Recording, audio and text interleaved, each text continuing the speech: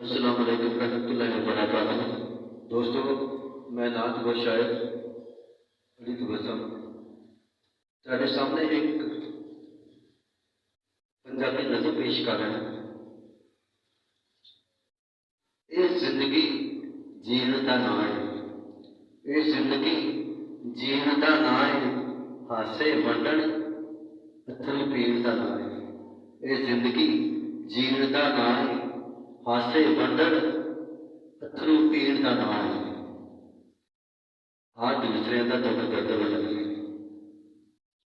आ दूसरे का दुख दर्द वंडाइए, आ दूसरे का दुख दर्द वंडाइए, विछड़े मिलान ते पाटे सीण का ना है।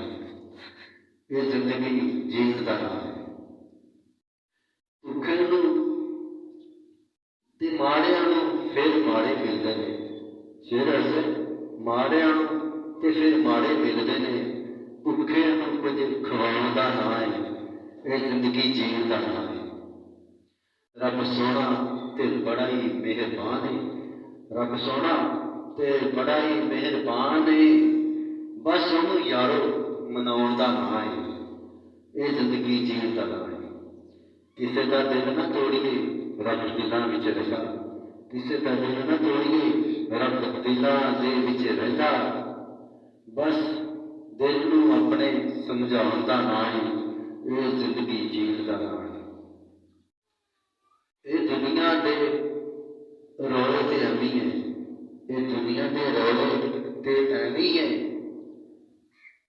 बस आखिरत अपनी बनाउण दा ना है।